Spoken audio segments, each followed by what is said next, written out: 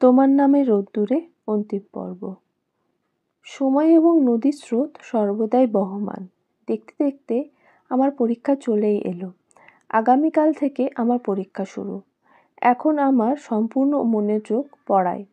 পরীক্ষার জন্য আমি আমাদের বাসায় চলে যেতে চেয়েছিলাম, কিন্তু ভাইয়া যেতে দেয়নি। আমার আবার অভ্যাস, পরীক্ষার সময় আম্মু সারা রাত আমার পাশে জেগে বসে থাকবেন আর আমি পড়ব। এই সময়টাতে আম্মু পাশে না থাকলে আমার একদম পড়া হয় না। কিন্তু ঈশান ভাইয়ার জন্য আমার তা আর হলো না। তার ধারণা আমি ওই বাসায় গিয়ে ঠিকমতো পড়াশোনা করব না, কারণ ওখানে তো আমাকে বকাবকি করার মতো কেউ নেই। বাবা মায়ের একমাত্র সন্তান হওয়ায় আমি ছোট থেকেই খুব আহ্লাদী। আম্মু একটু আধটু বকলেও বাবা আমাকে কখনোই কিছু বলতেন না, এমনকি পড়াশোনার ব্যাপারেও না। আমি যতটুকু পড়ি নিজের ইচ্ছাতেই পড়ি। তবে বাবা খুব করে চায় আমি যেন বড় হয়ে ডাক্তার হই, আর আমিও বাবার স্বপ্ন পূরণ করার প্রচেষ্টা করছি। তবে ঈশান ভাইয়াও আমাকে পড়াশোনায় হেল্প করছে। সে আম্মুর মতো আমার পাশে বসে থাকে। অবশ্য আমার মতো অলস ঢ্যাঁড়স টাইপের মেয়ের জন্য ঈশান ভাইয়া টাইপই পারফেক্ট। আমাদের বাসায় থাকলে হয়তো পড়াশোনায় ঢিল দিতে পারতাম, বাট এখানে তার কোনো চান্স নেই।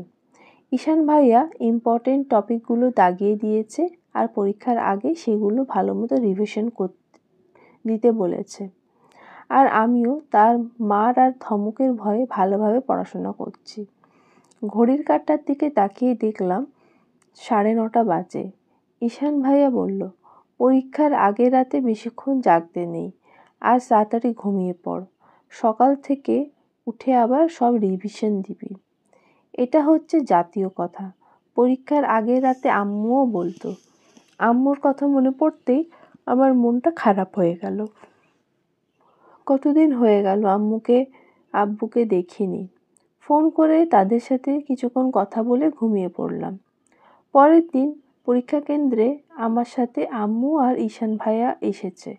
1.5 ঘন্টা পর হাসি মুখেই হল থেকে বের হলাম, কারণ আজকের পরীক্ষা খুব ভালো হয়েছে। ঈশান ভাইয়া প্রশ্ন হাতে নিয়ে সবকিছু এক এক করে জিজ্ঞেস করলো। আমি সঠিক উত্তর দিতে পেরেছি। সময়গুলো এইভাবেই পার হয়ে গেল। দেখতে দেখতে আমার পরীক্ষা শেষ হয়ে গেল। প্র্যাকটিক্যাল পরীক্ষাও আজকে শেষ হয়ে গেছে। এখন আমি একদম ফ্রি। এখন শুধু ঘুমাবো। পরীক্ষা প্যারা এই 1 মাস আমি ঠিকমতো ঘুমোতে পারিনি। আজ প্র্যাকটিক্যাল শেষ। কলেজ থেকে এসেই একটা ঘুম দিয়েছিলাম। উঠতে উঠতে সন্ধ্যা। ঈশান ভাইয়া বাসায় নেই। তিনি অফিসের কাজে চট্টগ্রাম গিয়েছে। আজ 2 দিন হলো। ফিরবে আরও 3-4 দিন পর।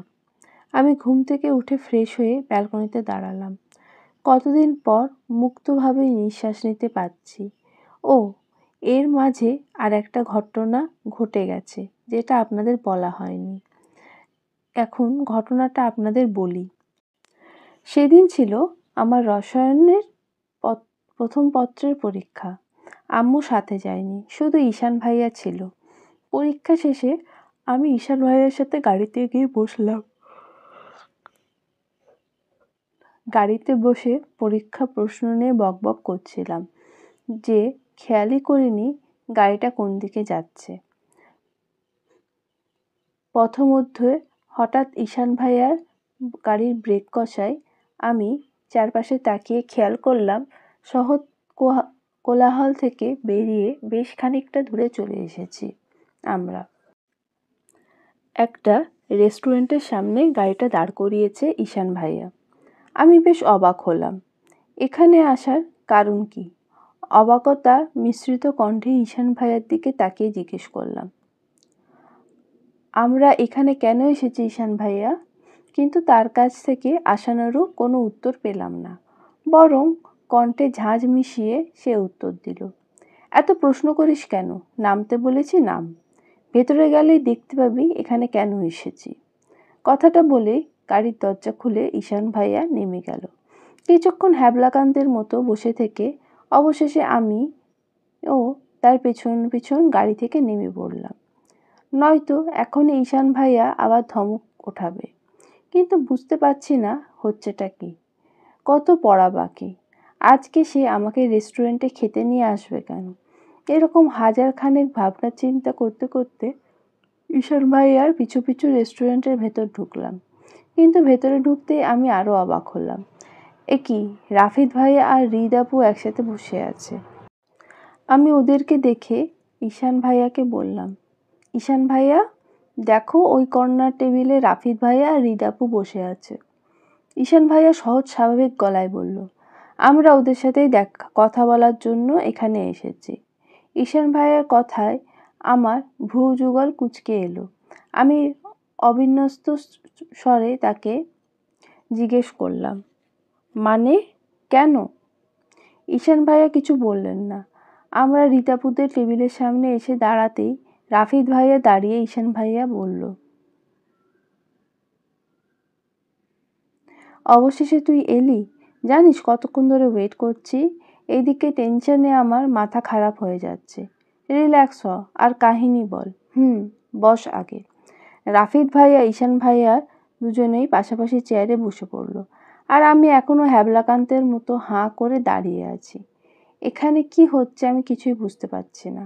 এক পলক হৃদাপুর দিকে তাকিয়ে দেখলাম সে এদিক ওদিক তাকিয়ে শুধু উসখুস করছে। ঘটনা যে কিছু একটা হয়েছে সেটা আমি নিশ্চিত, কিন্তু কি হয়েছে সেটা তো বুঝতে পারছি না। আমার ভাবনার মাঝে একটা পুরুষালী কণ্ঠ শুনতে পেলাম, অন্তি, আপনি বসুন। রাফিদ ভাইয়া কথায় আমি হালকা হেসে হৃদাপুর পাশের চেয়ারে বসে পড়লাম। রাফিদ ভাইয়া আর কাহিনী বলতে শুরু করলো। কথা হচ্ছে রাফিদ ভাইয়া সেই স্পেশাল মানুষকে নিয়ে। সেই স্পেশাল মানুষটি আর কেউ না, হৃদাপু। তার মানে সেদিন রাফিদ ভাইয়া আমাকে হৃদাপুর জন্য শাড়ি পছন্দ করে দিতে বলেছিল। হৃদাপু রাফিদ ভাইয়ার সাথে রিলেশনে আছে আর আমাকে বলল না। হৃদাপুর উপর আমার খুব রাগ হয়েছে। আমাকে বলল না তো। আমিও এখন থেকে আর কিছুই বলবো না। ভাবনার অন্তরাল থেকে বেরিয়ে এসে শুনতে পেলাম খালু নাকি তার এক কলিগের ছেলের সাথে হৃদাপুর বিয়ে ঠিক করে ফেলেছে। হৃদাপু বাসায় রাফিদ ভাইয়ার কথা বলতেও পারছে না ভয়। এখন কিভাবে বাসায় ওদের রিলেশনের কথাটা জানানো যায়, সেই জন্য আমাদেরকে এখানে ডেকে পাঠিয়েছে রাফিদ ভাইয়া। রাফিদ ভাইয়ার কথা শুনে ঈশান ভাইয়া এবার হৃদাপুর দিকে তাকালো। ঈশান ভাইয়াকে এভাবে তাকাতে দেখে হৃদাপু হয়তো একটু থতমত খেলো। সে মাথা নিচু করে কাচুমাচু ভঙ্গিতে বসে রইল। ঈশান ভাইয়া তার দৃষ্টি ফিরিয়ে রাফিদের ভাইয়ার দিকে তাকিয়ে তাকে আশ্বস্ত করার সুরে বলল, এত টেনশন করিস না, আমি দেখছি ব্যাপারটা। আমি বড় খালামণি আর খালুকে বুঝিয়ে বলবো।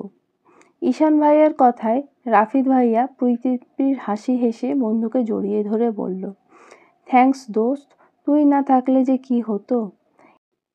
ঈশান ভাইয়াও রাফিদ ভাইয়াকে জড়িয়ে ধরল। তারপর কানে কানে কি যেন একটা বলল। এত ফর্মালিটি করিস কেন, আমরাই তো। সেই দিন রেস্টুরেন্ট থেকে ফিরে ঈশান ভাইয়া নিজের বড় খালামণি আর খালুর সাথে কথা বলল। সবটা জানার পর কেউ আর মানা করে না। রাফিদ ভাইয়া দেখতে শুনতে ভালো, ফ্যামিলি ভালো, ভালো চাকরি করে, তাছাড়া চেনা জানা। আর সবচেয়ে বড় কথা, হৃদাপু আর রাফিদ ভাইয়া একে অপরকে পছন্দ করেন। তাহলে তো অন্য কারোর মানা করার কোনো প্রশ্নই ওঠে না। রাফিদ ভাইয়ার পরিবার ও হৃদাপুকে খুব পছন্দ করেছে। এই দুই পরিবার আলোচনা করে সিদ্ধান্ত নিয়েছে হৃদাপুর সেমিস্টার ফাইনাল শেষ হওয়ার পরই ওদের বিয়েটা হবে। আপাতত এনগেজমেন্টটা করে রাখা হবে। নেক্সট মাসের 7 তারিখে ওদের এনগেজমেন্ট। হঠাৎ মুঠোফোনটা বেজে ওঠায় আমি অতীত থেকে বেরিয়ে এলাম। ফোনের স্ক্রিনে তাকিয়ে আমার অধর কোণে মৃদু হাসি রেখা ফুটে উঠল। ফোনের স্ক্রিনে ভেসে আসছে ঈশান ভাইয়ার ছবি। এই লোকটাকে যতবারই দেখি আমি তার প্রেমে পড়ি। তার টোল পড়ার হাসির প্রেমে পড়ি, রাগী রাগী চোখের প্রেমে পড়ি, আর সবচেয়ে বেশি প্রেমে পড়ি তার অবহেলা। আমার আকাশ সমান ভালোবাসার পরিবর্তে তার হাজার খানেক উপেক্ষার। কথাগুলো ভাবতে ভাবতেই ফোনটা রিসিভ করে কানের কাছে ধরলাম। ওপাশ থেকে শুনতে পেলাম, হ্যালো, কেমন আছিস? আমি বললাম, আলহামদুলিল্লাহ ভালো আছি। তুমি কেমন আছো? কাজের চাপ কি খুব বেশি? আমি ঠিক আছি। তুই ঠিকমতো প্র্যাকটিক্যাল খাতা জমা দিয়েছিস তো? হ্যাঁ দিয়েছি। তুমি কবে ফিরবে? এই তো কাজ শেষ হলেই ফিরবো, আর 2-3 দিন লাগবে মেবি। এই রকম আর কিছু টুকটাক কথা বলে ঈশান ভাইয়া ফোন রেখে দিল। আমার কিছুই ভালো লাগছে না। এখনই ঈশান ভাইয়ের কাছে ছুটে যেতে ইচ্ছে করছে, কিন্তু কিছু করার নেই। আমার শুধু অপেক্ষা করা ছাড়া। এখন অপেক্ষা তার ফেরার।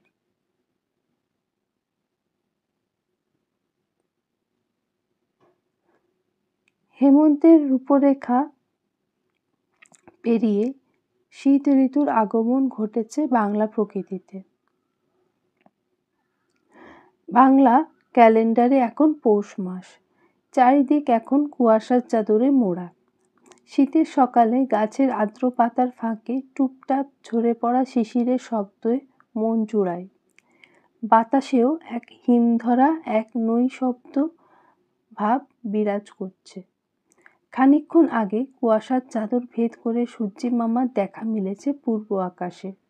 চারিদিকে ছড়িয়ে তার উত্তাপহীন মিষ্টি রোদ। সেই মিষ্টি রোদে গা গলিয়ে বিরস মুখে দোলনায় বসে আছি। ছোটবেলার কথা খুব মনে পড়ছে। ছোটবেলায় বার্ষিক পরীক্ষার শেষে যখন দাদু বাড়ি যেতাম তখন খুব মজা হতো। সবাই মিলে কত হইচই করতাম। সময়ের সাথে সাথে সব কেমন হারিয়ে গেছে। ঢাকায় চলে আসার পর ছুটিতে গ্রামে যাই ঠিকই, কিন্তু আগের মতো আর মজা হয় না। সবাই এখন নিজ নিজ কাজে ব্যস্ত। ছুটিতে বাড়ি গেলেও সবার সাথে দেখা হয় না। কারোর সাথে কথা হয়, দেখা হয়, আড্ডা হয় ঠিকই, কিন্তু আগের মতো খড়ের গাদার ওপর শুয়ে থাকা হয় না। সর্ষে ফুলের হলুদ রং ছুঁয়ে দেখা হয় না। মায়ের বারণ সত্ত্বেও ভর দুপুরে পুকুরে ঝাঁপাঝাঁপি করা হয় না। সময়ের সাথে সাথে সেসব কথা এখন শুধু স্মৃতি। কথাগুলো ভাবতেই বুক চিরে একটা দীর্ঘশ্বাস বেরিয়ে এলো। মানুষ চাইলেও তার অতীতে ফিরে যেতে পারে না। ভাবলার অন্তরাল থেকে বেরিয়ে এসে ফোনের স্ক্রিনে মুখ গুজলাম। ঘড়ির কাঁটায় এখনো 10:30 ছুঁই ছুঁই। আজকাল সময়ও কাটতে চায় না। আজ ঈশান ভাইয়া বাসায় ফিরবে। এই কয়দিনে তাকে খুব মিস করেছি। সেও কি আমায় মিস করেছে? হয়তো, কিংবা হয়তো না। তাছাড়া তার আমাকে মিস করার কোনো কারণও দেখছি না। আমার গল্পের সে আসক্তি হলেও তার গল্পে আমি শুধু বিরক্তি, বোঝা। শুনেছি নতুন বছরের মাঝেই ঈশান ভাইয়া ইউএস চলে যাবে। হয়তো চাইলে তাকে আমার কাছে আটকে রাখতে পারবো, কিন্তু আমি সেটা করব না। কিছু কিছু মানুষকে মুক্তি করে দেওয়াই ভালো, একদম খাঁচা ছাড়া পাখির মতো। আমার মতে ভালোবাসার 2 ধরন হয়। ভালোবাসা মানে হলো নিশ্চুপ ইতিকথা কিংবা ভীষণ উগ্রতা। আমার ভালোবাসাটা হচ্ছে নিশ্চুপ ইতিকথা টাইপের। তাই আমি তাকে চুপিসারে ভালোবাসি। কথায় আছে না, ডুবে ডুবে ভালোবাসি। সে না বাসলেও আমি ভালোবাসি। আমার ভালোবাসাটাও সেই ধরনের। সে না বাসলেও আমি বাসি। আর আমার দরকারও নেই আমার তার ভালোবাসার। আমি তাকে ভালোবাসি, এটাই যথেষ্ট। আর তো মাত্র কিছুদিন, তারপর আমাদের পথ আলাদা হয়ে যাবে। থাক এখন এসব কথা আর না বলি। ঈশান ভাইয়া যেহেতু আজ ফিরবে, ভাবছি তাকে একটা সারপ্রাইজ দেব। এই কয়েক মাস সে আমার জন্য অনেকটা পরিশ্রম করেছে, সুতরাং একটা পারিশ্রমিক তার সত্যিই প্রাপ্য। ভাবছি আমি আজ ঈশান ভাইয়ার বউ হয়ে দেখাবো। না, মানে আমি তো তার বউই, কিন্তু সে তো আমায় বোন মানে। আজকে এমন কিছু করব যাতে সে আমাকে বউ ভাবতে বাধ্য হয়। আপনারা আবার আমাকে খারাপ ভাববেন না। আমি কিন্তু ওই রকম কিছু মিন করিনি। আমি অতি ভদ্র বাচ্চা, ওসব বড়দের কাজ। যাই হোক, আমি বসা থেকে উঠে দাঁড়ালাম। শাশুড়ি মায়ের রুমে যেতে হবে। তার ছেলে কি কি খেতে পছন্দ করে সব আমি আজকে নিজে হাতে রান্না করব। বউ হতে হলে তো আগে ভালো ভালো খাবার রান্না করে খাইয়ে স্বামীর মন জয় করতে হয়, তাই না? তাই করব। আজ তানবিন ঈশানকে একদম চমকে দেব। এই পৌষ মাসের শীতের বিকেলেও তরতর করে ঘামছি আমি। আর ঘামবই না কেন? সেই দুপুর থেকে রান্নাঘরে ঢুকে বসে আছি। আজ নিজের হাতে ঈশান ভাইয়ার জন্য তার সব পছন্দের খাবার রান্না করছি। ঈশান ভাইয়া বাসায় ফিরেছে আরও 7 দিন আগে। ভেবেছিলাম ঈশান ভাইয়া যেদিন চট্টগ্রাম থেকে বাসায় ফিরবে সেই দিনই তাকে সারপ্রাইজ দেব, কিন্তু সেদিন আর দেওয়া হয়নি। ভেবেছি কাল আমাদের বাসায় চলে যাব। তাই আজ খুব শখ জাগলো ঈশান ভাইয়ার বউ সাজার।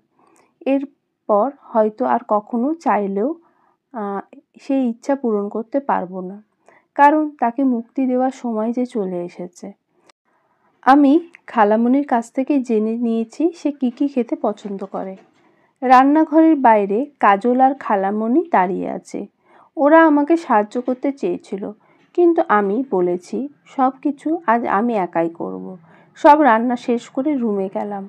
বউ সাজতে হবে তো, তাই কাবার্ড থেকে একটা শাড়ি বের করে রেডি হয়ে নিলাম। এখন ড্রয়িং রুমে বসে আছি ঈশান ভাইয়ার ফেরার অপেক্ষায়। কলিং বেল বাজতেই আমি দরজা খুলে দিলাম। আমাকে এই রকম শাড়ি পরা অবস্থায় দেখে ঈশান ভাইয়া হয়তো অবাক হয়েছে, যা তার চোখে মুখে স্পষ্ট। সে আমার পানে তাকিয়ে ভ্রু-যুগল কুঁচকে বলল, এই রকম নতুন বউ সেজেছিস কেন? ইচ্ছে হলো তাই। কেমন লাগছে আমাকে দেখতে? আমার কথায় ঈশান ভাইয়া পা থেকে মাথা অবধি একবার দেখে গা ছাড়া ভঙ্গিতে প্রত্যুত্তরে বলল, একদম পেতনি লাগছে।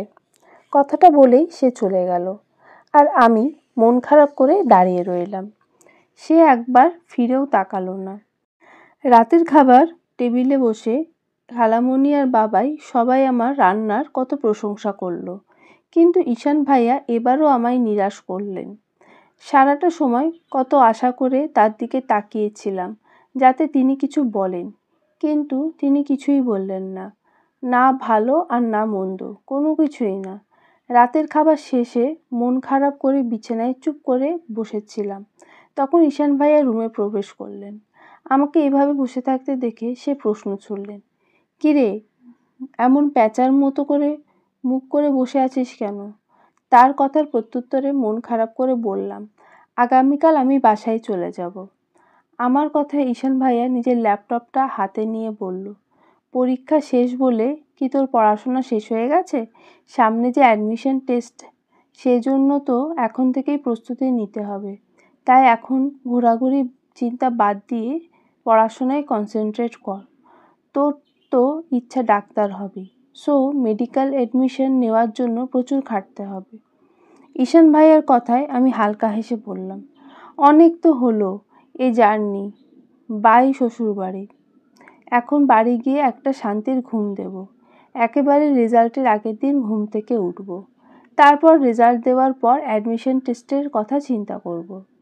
আমার কথা ঈশান ভাইয়া কয়েক মুহূর্ত চুপ করে কিছু একটা ভাবল।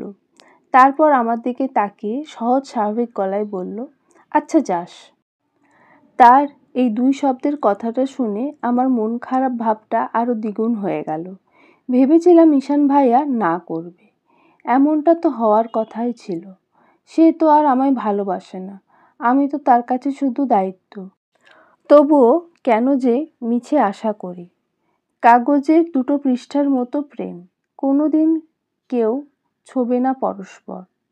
চোখে তৃষ্ণাবৃত্ত ঘিরেছে সাদা ভালোবাসা, তবু আমার ভেতরে একা। প্রায় মধ্যরাত, আকাশে আজ চাঁদ, তারার দেখা নেই। নিকষ আঁধারে ছেয়ে চারিপাশ। ব্যস্ত শহর এখন ঘুমন্ত পড়ি। রাস্তার ধারের ল্যাম্পপোস্টগুলো ঠায় দাঁড়িয়ে থেকে জানান দিচ্ছে ঘুমন্ত শহরের নিস্তব্ধতা। আমি কম্বল মুড়িয়ে শুয়ে আছি সেই কখন থেকে, কিন্তু আজ ঘুম বাবাজি চোখে ধরা দিচ্ছে না। আজকের রাতটা শেষ হয়ে গেলেই এই বাসা থেকে চলে যাব ভাবতেই বুকটা ভারী হয়ে আসছে। অবাধ্য হচ্ছে অশ্রুকণা। এতদিনেও তার মনে আমার জন্য একটুখানি ভালোবাসা তৈরি করতে পারলাম না। শুধুই তার দায়িত্ব হয়ে রয়ে গেলাম। কথাগুলো ভাবতেই আবারও নীরব কান্নায় ভেঙে পড়লাম। কিন্তু যার জন্য আমার এত ক্রন্দন, এত দীর্ঘশ্বাস, তার কোনো খবরই নেই। ঈশান ভাইয়া রুমে নেই। আমার সাথে তখন কথা বলার পরই কোথায় যেন গেছে, এখনো ফেরেনি। আমিও আর খোঁজ করার চেষ্টা করিনি। চলেই তো যাব, তাহলে শুধু শুধু মায়া বাড়িয়ে কি লাভ? আমার ভাবনার মাঝেই হুট করে মনে হলো আমার ওপর বৃষ্টি পড়ছে। এই শীতের দিনে বৃষ্টি?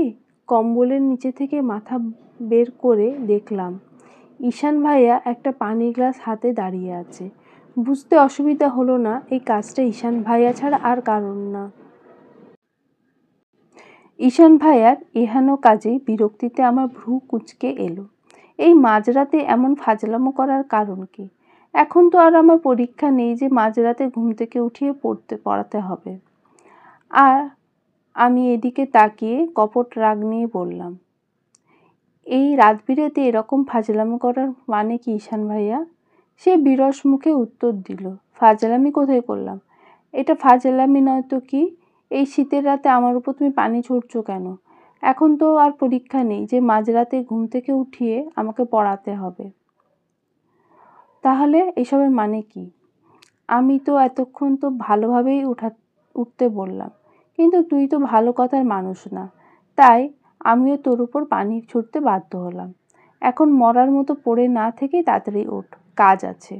কথাটা বলে ঈশান ভাইয়া আমাকে টেনে তুলল। আমি বিরক্ত হয়ে তার পানে তাকালাম, কিন্তু সে আমার দিকে সেই বিরক্তিকে তোয়াক্কা না করে বলল, ফ্রেশ হয়ে ছাদে আসিস। এই বলে সে আবার চলে গেল। আমি কিছুক্ষণ ওভাবেই ঝুম মেরে বসে থাকি। তারপর না ইচ্ছে সত্ত্বেও ফ্রেশ হয়ে সিঁড়ি বেয়ে ছাদের দিকে পা বাড়ালাম। কিন্তু ছাদের দরজায় আসতেই আমি অবাক, পুরো হাঁ হয়ে গেছি। এ কি চেহারা করেছে ছাদের! নিচে সাদা কার্পেট বিছানো, লাল নীল লাইটের আলোতে মোহনীয় লাগছে চারিপাশটা। ইচ্ছা করছে এখানেই থেকে যাই।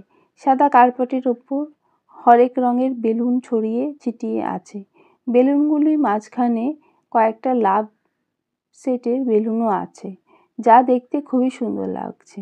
এইসব দেখে অচেতনেই আমার ঠোঁটে একটা হাসি রেখা ফুটে উঠল।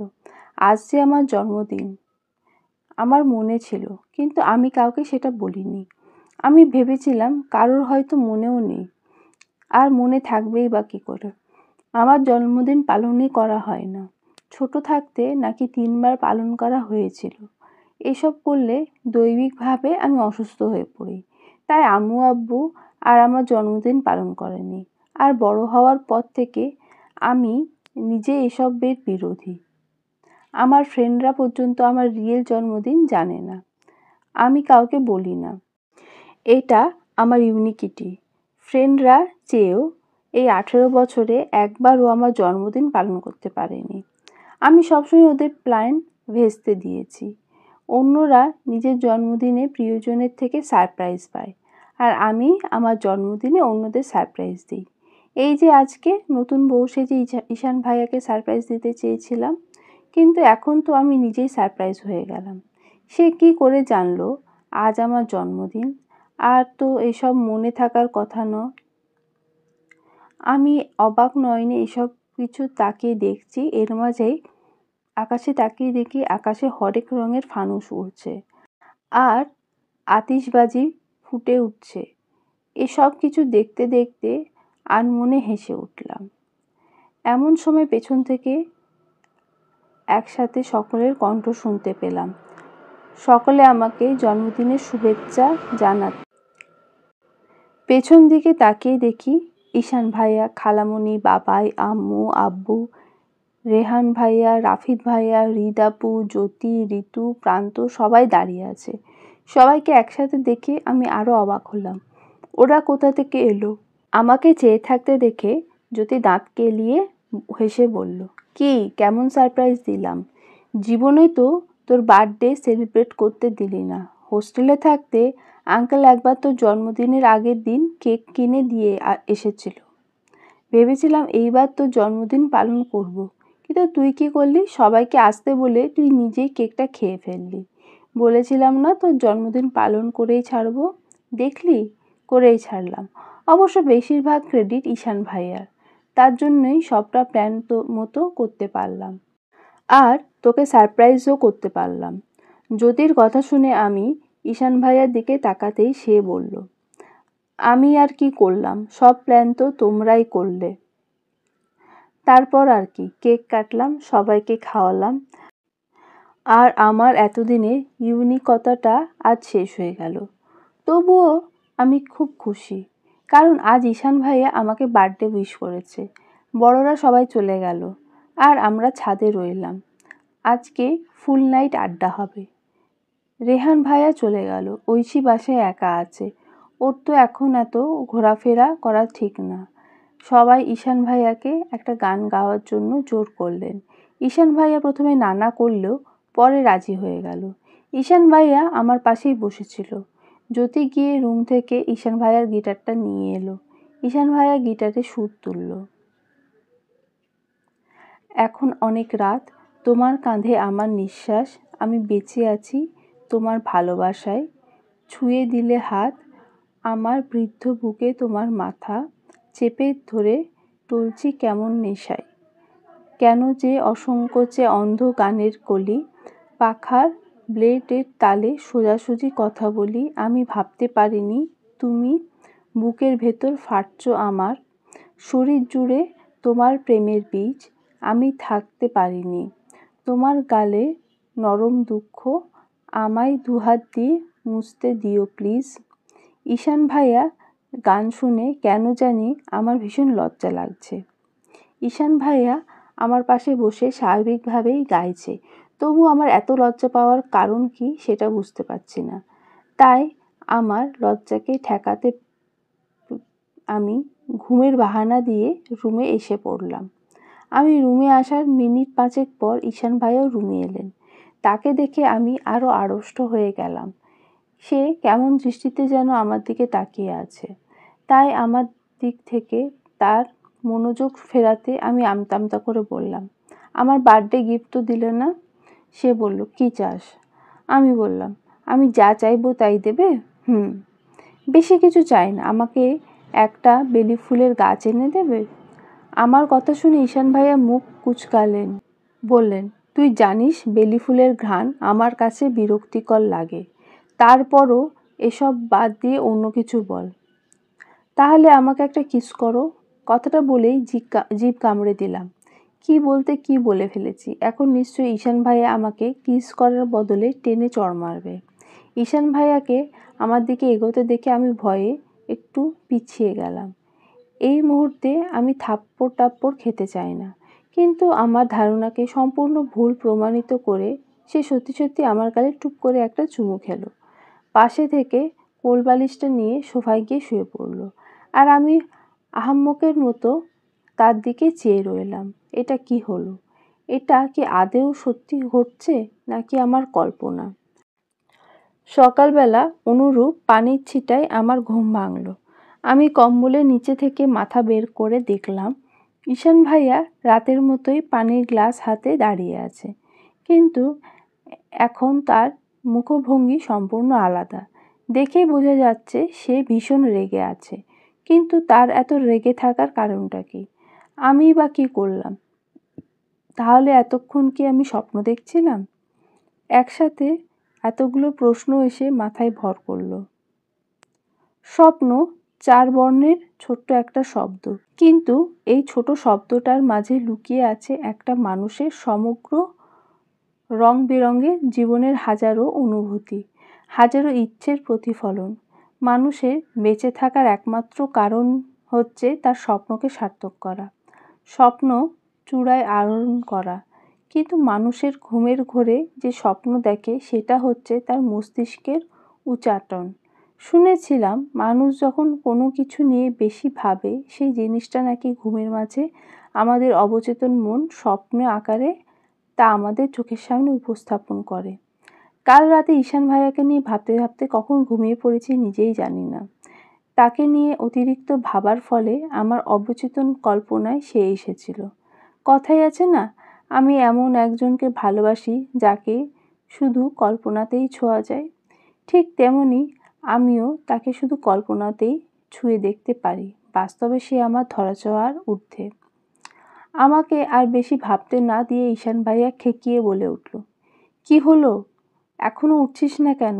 সেই কখন থেকে ডাকছি। পরীক্ষা শেষ তো কি হয়েছে, নামাজ কালাম তো সব ভুলে বসেছিস। সকাল 10টা বেজে গেল, তবুও তোর ঘুম থেকে ওঠার নাম নেই।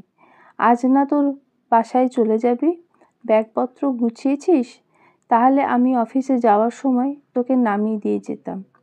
ঈশান ভাইয়া কত সহজেই কথাগুলো বলেছেন। ওনার কি আমার জন্য একটুও কষ্ট হচ্ছে না? আমার তো খুব কষ্ট হচ্ছে। মনে হচ্ছে কেউ আমার দেহ থেকে আমার প্রাণটা আলাদা করে নিচ্ছে।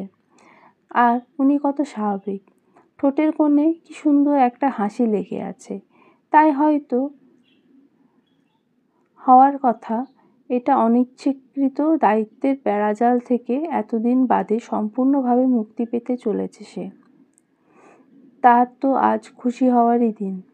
নিজের মৌনভাব কাটিয়ে তার উদ্দেশ্যে বললাম, তার দরকার নেই, কতটুকুই আর পথ, আমি একাই যেতে পারবো। ঈশান ভাইয়া অফিসের জন্য রেডি হতে হতে বলল, আচ্ছা তাহলে সব সাবধানে যাস। আমি যাই, আমার অফিসে দেরি হয়ে যাচ্ছে। তার কথার প্রত্যুত্তরে আমি ঠোঁটে একটা মেকি হাসির রেখা ফুটিয়ে মাথা হেলিয়ে সম্মতি জানালাম। আর সে চলে গেল তার গন্তব্যে। আজকের পথ থেকে হয়তো আলাদা হয়ে যাবে আমাদের দুজনের পথ। আজকের পথ থেকে সে তার পথে, আমি আমার পথে। লাল রাঙা সূর্য পশ্চিম আকাশপানে অস্তিমিত হয়েছে ক্ষণকাল আগেই। তার সেই অন্তিম বার্তাকে জানান দিতেই জ্বলে উঠেছে সোডিয়ামের কৃত্রিম বাতি। মাগরিবের নামাজ শেষ করে জানলার গ্রিল ধরে দাঁড়িয়ে ব্যস্ত রাস্তার পানে চেয়েছিলাম। আজ 3 দিন হলো আমি আমাদের বাসায় চলে এসেছি। সেই দিন এই বাসায় চলে আসার আগে মুহূর্ত পর্যন্ত ভেবেছিলাম ঈশান ভাইয়া হয়তো আমাকে আটকাবে কিংবা বলবে তাড়াতাড়ি চলে আসিস। কিন্তু আমার ধারণাকে সম্পূর্ণ ভুল প্রমাণিত করে বিকেলে অফিস থেকে বাসায় ফিরে নিজের উদ্যোগে আমার ব্যাগ গুছিয়ে সে নিজেই আমাকে এই বাসায় দিয়ে গেছেন। তারপর এই 3 দিনে একবারও ফোনও করে খোঁজ নেওয়ার চেষ্টা করেনি যে আমি কেমন আছি, কি করছি। এটা তো হওয়ারই ছিল, তাই না? আমার ভাবনার মাঝেই বাইরে থেকে আম্মুর গলা ভেসে এলো, আমাকে ডাকছেন। অনিচ্ছা সত্ত্বেও আমাকে বাইরে আসতে হলো। আমাকে দেখে আম্মু বলল, আমার নামে কি যেন একটা পার্সেল এসেছে। আমি ডেলিভারি বয়ের কাছ থেকে পার্সেলটা নিয়ে নিজের ঘরে চলে এলাম। রুমে এনে ওয়ার্ড্রপের উপর রেখে দিলাম। ইচ্ছে করছে না এখন এটা খুলতে। রাতে খাবার শেষে ঘুমানোর সময় আবার পার্সেলটার কথা মনে পড়ল। ভাবলাম খুলে দেখি তো এতে কি আছে। কৌতূহলবশত পার্সেলটা খুলতেই আমি অবাক হলাম। এতে একটা লাল রঙের কাতান শাড়ি। এটা তো সেই শাড়িটা, হৃদাপুর এনগেজমেন্টের শপিং করতে গিয়ে এই শাড়িটা আমার খুব পছন্দ হয়েছিল। কিন্তু আমি সচরাচর শাড়ি পরি না, বিধায় সেটা আর কেনা হয়নি। দেখলাম সুন্দর একটা বেলি ফুলের গজরাও আছে, সাথে কাচের চুড়ি। ভাবছি এগুলো কে পাঠালো। তখনই খেয়ালে এলো একটা দুভাঁজ করা কাগজ। কাগজটা খুলে দেখলাম তাতে গোটা গোটা অক্ষরে লেখা, প্রেয়সী, তুমি কেন বুঝতে পারো না এই ব্যর্থ প্রেমিক হৃদয়ের নীরব উপাখ্যান। তোমাকে বোঝাতে বোঝাতে আমি যে ক্লান্ত হয়ে গেছি। তুমি কবে বুঝবে বলো তো? পৃথিবীর বাকি সবার সামনে আমি পারফেক্ট ছেলেটা যে তোমার কাছে বড্ড আনাড়ি। হাজারবার ভালোবাসি শব্দটা বলতে চেয়েও তোমাকে বলতে পারিনি। তোমার ওই বোকা বোকা হাসিতে আসক্ত আমি। তোমার ওই ঘুমন্ত মুখশ্রীতে আসক্ত আমি। তোমার মতো তোমার নামে রোদ্দুরে আজ আমিও পুড়ে মরছি ভীষণ করে। তুমিময় আসক্তিতে ভুগেছে আমার সমস্ত হৃদয় মন, যার প্রতিকার একমাত্র তুমিই। তুমি আসবে তো প্রেয়সী? গ্রহণ করবে তো আমার ভালোবাসা? ইতি, তোমার আসক্তিতে আসক্ত পাগল প্রেমিক। চিঠিটা পড়ে আমার মাথায় শুধু একটা কথাই ঘুরতে লাগলো, এই পার্সেলটা পাঠালো কে? মন বলছে ঈশান ভাইয়া, কিন্তু সে তার ভালোবাসার মানুষটিকে কখনোই বেলি ফুল পাঠাবে না। তার সবচেয়ে অপছন্দের জিনিস যে এই বেলি ফুল। তাহলে কে পাঠালো? পরের দিন সকালে ঈশান ভাইয়াকে আমার সিথানের পাশে বসে থাকতে দেখে অবাক হতে চেয়েও হতে পারলাম না, কারণ আমি জানতাম আজ সে আসবে। কাল রাতে আমার নামে যে পার্সেলটা এসেছিল সেটা যে ঈশান ভাইয়াই পাঠিয়েছে আমি এখন শিওর। বিছানায় উঠে বসতে বসতে বললাম, তুমি? ঈশান ভাইয়া বলল, কেন, আমি আসতে পারি না বুঝি? আমি বললাম, আসতে পারবে না কেন? তোমার খালামণির বাসা, তুমি যখন খুশি আসতে পারো, কিন্তু আমার রুমে কি দরকারে? আমার প্রত্যুত্তরে সে কিছু বলবে তার আগে আম্মুর গলা ভেসে এলো। আম্মু তাকে ডাকছে। সে উঠে দাঁড়ালো। যাওয়ার আগে একবার পেছন ফিরে আমার দিকে তাকিয়ে মুচকি হেসে বলল, এই রুমে আসবো না তো কি করব? আমার সব দরকার তো এই রুমেই। এই বলে সে চলে গেল। আমি তার কথাকে পাত্তা না দিয়ে ওয়াশরুমে চলে গেলাম। তাড়াতাড়ি ফ্রেশ হয়ে রেডি হতে হবে। আজ আমরা হৃদাপুর বাড়িতে যাব। আগামীকাল হৃদাপুর এনগেজমেন্ট। হৃদাপুর দাদু বাড়ি নারায়ণগঞ্জ। ওখানেই ওর এনগেজমেন্ট অনুষ্ঠান হবে। ঈশান ভাইয়া ড্রাইভ করছে আর আমি তার পাশে বসে আছি। আম্মু আর খালামণি আর আম্মুর পেছন সিটে বসে আছে। ঈশান ভাইয়া ড্রাইভ করতে করতে মাঝে মাঝে আমার দিকে লক্ষ্য করছে, দেখছি, কিন্তু আমি তাকে মোটেও পাত্তা দিচ্ছি না। সে আমার সাথে কথা বলতে চাইলেও আমি এড়িয়ে যাচ্ছি। অনেক কষ্ট দিয়েছে আমায়, এবার তো তাকে একটু কষ্ট পেতেই হবে। আমাদের হৃদাপুদের বাড়িতে পৌঁছাতে পৌঁছাতে দুপুর হয়ে গেল। সেখানে গিয়ে প্রথমেই দেখা হলো আলভি ভাইয়ার সাথে। সে আমাদেরকে দেখে হাসি মুখে জিজ্ঞেস করলো, কেমন আছিস শুনতি? তার প্রত্যুত্তরে আমিও মৃদু হেসে বললাম, ভালো আছি, তুমি কেমন আছো? এই তো চলছে। ঈশান ভাইয়া একটু দূরে দাঁড়িয়েছিলেন। আলভি ভাইয়াকে সে এমনি সহ্য করতে পারে না। আমাকে এইভাবে তার সাথে কথা বলতে দেখে হয়তো তার সহ্য হচ্ছে না। তার দিকে তাকিয়ে দেখলাম কেমন রাগে ফুঁসছে। আমার তো সেই লাগছে এভাবে তাকে জ্বলতে দেখে। বিকেলে আমরা কাজিনরা সবাই মিলে ট্রুথ অ্যান্ড ডেয়ার খেলছিলাম। তখন ঈশান ভাইয়াও এলো আমাদের সাথে খেলতে। সাইম ভাইয়া, অনুভব ভাইয়া তো সেই খুশি, কারণ সে এসব গেম কখনো খেলে না। আজ বাগে পেয়েছে, আজ সবাই মিলে ঈশান ভাইয়াকে ফাঁসাবে। খেলা শুরু হলো। বোতল ঘুরতে ঘুরতে প্রথমে থামলো তানিশা আপুর দিকে। তানিশা আপুদের রিলেটিভ। সে বলল ট্রুথ নেবে। তাকে আমি জিজ্ঞেস করলাম, কাউকে ভালোবাসো? সে মুচকি হেসে বলল, একজন মানুষ আছে যাকে আমি খুব বেশি ভালোবাসি। তানিশা আপুর চোখে মুখে খুশির ঝলক। দেখে বোঝা যায় সে তার মানুষটাকে ঠিক কতটা ভালোবাসে। আবার খেলা শুরু হলো। এবার বোতল থামলো শুভ ভাইয়ার দিকে। শুভ ভাইয়া হৃদাপুর চাচাতো ভাই। সাইম ভাইয়া বলল, শুভ কি নিবি, ট্রুথ না ডেয়ার? শুভ ভাইয়া বলল, আমার বাবা অত সাহস নেই, আমি ট্রুথ। সাইম ভাইয়া একটা শয়তানি হাসি দিয়ে বলল, ওকে দেন, তো 10 নম্বর গার্লফ্রেন্ডের নাম বল। তার কথায় শুভ ভাইয়া কেমন বাঁকা চোখে সাইম ভাইয়ার দিকে তাকালো, যার অর্থ আমাকে এইভাবে ফাঁসিয়ে না দিলেও পারতি। তা দেখে সাইম ভাইয়া হাসলো, বলল, কি হলো তাড়াতাড়ি বল। তানিশা।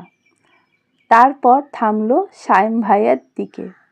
শুভ ভাইয়া এবার সুযোগ পেয়েছে। সে বলল, কি নিবি? সাইম ভাইয়া ভাব নিয়ে বলল, অবভিয়াসলি ডেয়ার।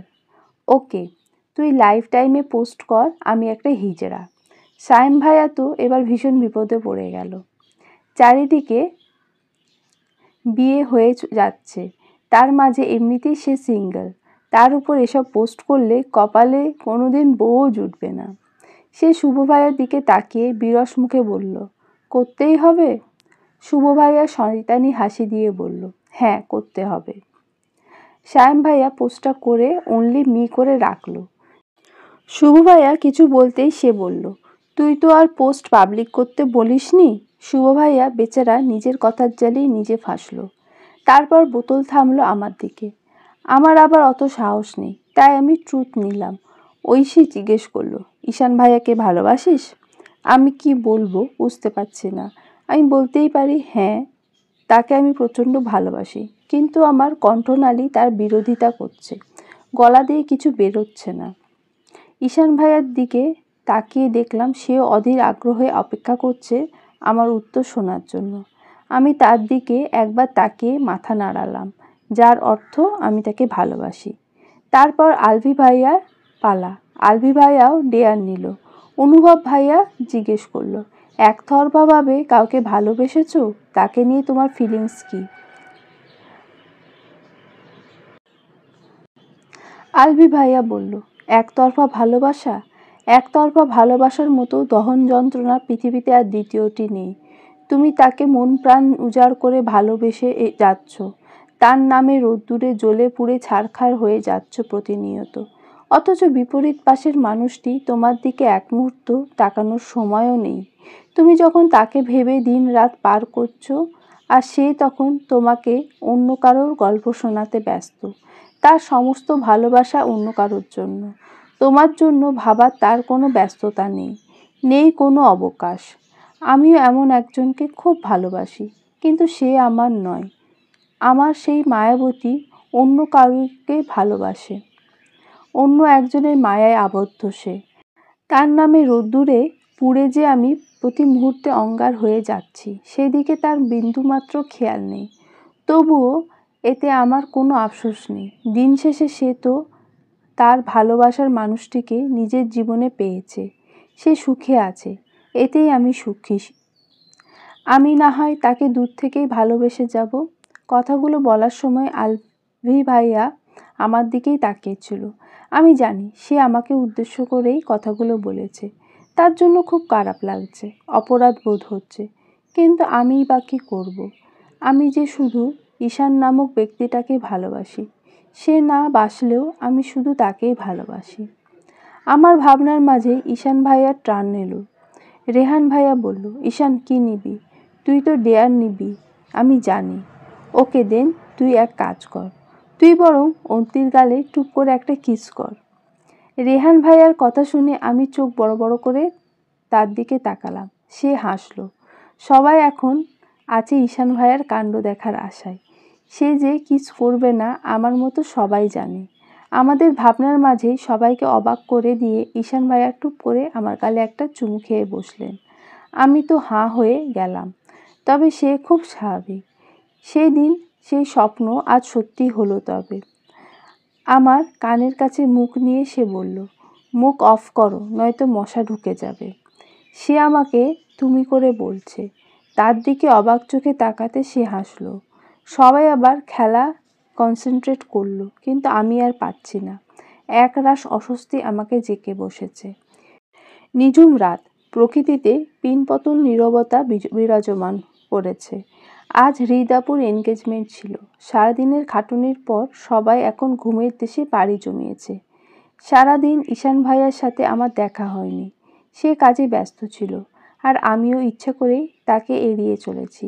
সেই দিনে তার দেওয়া শাড়িটা গায়ে জড়িয়ে আমাদের জন্য বরাদ্দকৃত রুমের বারান্দায় দাঁড়িয়ে আছি।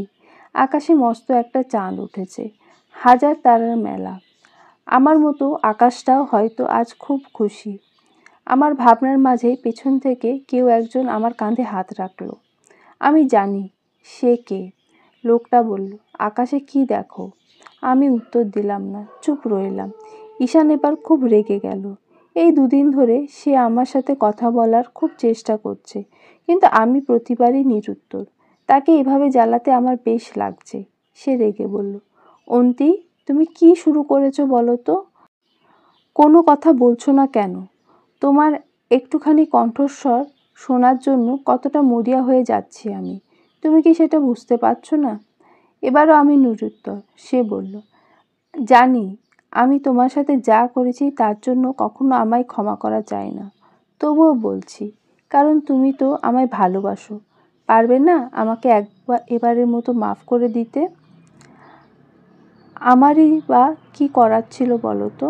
আমি যে জীবনের প্রাতঃভাগ থেকেই অরিনকে ভালোবেসেছি। হয়তো ভাবছো ভালোবাসি বলছি কেন। হ্যাঁ, আমি এখনও অরিনকে ভালোবাসি, তবে এখন আমি তোমাকেও ভালোবাসি। অরিনকে আমি ভালোবাসি ঠিকই, তবে এখন আগের মতো তাকে কাছে পেতে চাই না। কিন্তু তোমাকে ছাড়া থাকা অসম্ভব। তুমি আমার মনে এক বদ অভ্যাস হয়ে গেছো, যাকে ছাড়া আমি নিজেকে কল্পনাও করতে পারি না। এই কয়েকদিন আমি সেটা আরও ভালো করে বুঝেছি। তোমার নামে রোদ্দুরে প্রতিনিয়ত নিদারুণভাবে পুড়েছি আমার সমস্ত হৃদয় মন। তোমায় ভীষণ ভালোবেসে ফেলেছি মায়াবতী। তুমি কি আবারও আগের মতো একটু ভালোবাসবে আমায়? তুমি কি হবে আমার দগ্ধ মনের একমুঠো শীতলতা, একটুখানি প্রেমময় বৃষ্টি? দেবে কি তোমার সারা জীবন নিজের ভালোবাসায় মুড়িয়ে রাখার অধিকার? তোমার নামে রোদ্দুরে আরও লক্ষ কোটিবার পোড়ার অধিকার? কথা দিচ্ছি কখনো তোমায় আর কোনো অভিযোগ করার সুযোগ দেব না। ঈশান ভাইয়া নিজের দুই বাহু আমার দিকে বাড়িয়ে দিয়েছেন, তার চোখে আমাকে ফিরে পাওয়ার আহ্বান। আমার কি হলো জানি না, আমিও দুহাত বাড়িয়ে তাকে জড়িয়ে ধরলাম। চুপচাপ তার বুকে মাথা রেখে তার হৃদস্পন্দন শুনছি। তার হৃদস্পন্দনে প্রতিটা ধ্বনি যে বলছে মানুষটা আমার, শুধু আমার। ঈশান ভাইয়া মৃদু কণ্ঠে জিজ্ঞেস করল, তাহলে কি ধরে নেব তুমি আমাকে ক্ষমা করে দিয়েছো? তার কথায় আমি তার বুক থেকে মাথা তুলে তাকালাম। খানিকক্ষণ ভেবে বললাম, ক্ষমা করে দেব, বাট আমার একটা শর্ত আছে ঈশান ভাইয়া। ঈশান ভাইয়া হঠাৎ রেগে তাকালেন, রাগী কণ্ঠে হুঙ্কার দিয়ে বলল, আবার ভাইয়া বলছো? বিয়ে 1 বছর হতে চলল, এখনো নিজের হাজবেন্ডকে ভাইয়া বলে ডাকো? কয়েকদিন পর আমাদের বাচ্চা কাচ্চা হলে তারা কি আমাকে কি ডাকবে, মামা? আমি বোকা হাসলাম, বললাম, সে যখন হবে তখন দেখা যাবে, আগে আমার শর্তটা শোনো। বলো। আমার বলতে বাঁধা নেই যে আমি তোমাকে ভালোবাসি, কিন্তু তুমি এতদিন আমাকে যত কষ্ট দিয়েছো তার জন্য তোমার একটা শাস্তি অবশ্যই প্রাপ্য, এবং তোমাকে সেটা মাথা পেতে পালন করতে হবে। আমার কথায় ঈশান হেসে বলল, ওকে, আমি তোমার সব শাস্তি মাথা পেতে নেব। তোমার নামে রোদ্দুরেই পুড়ে না হয় আরও খাঁটি হোক আমাদের ভালোবাসা। ভালোবাসি মায়াবতী কথা বলে সে আমার কপালে একটা ভালোবাসার পরশ এঁকে দিল। ঝলমলে চাঁদের আলো আর রূপালি তারাদের নিকুঞ্জে হুট করে পরিণতি পেল আমার রোদ্দুরে পোড়া সেই ভালোবাসার। তাকে নিয়ে লেখা আমার সেই নিশ্চুপ ব্যথার গল্পটা। কিন্তু এখনও তাকে শাস্তি দেওয়া বাকি, আমাকে এত কাঁদানোর জন্য। এর জন্য তাকে কঠিন শাস্তি দেব। সমাপ্ত।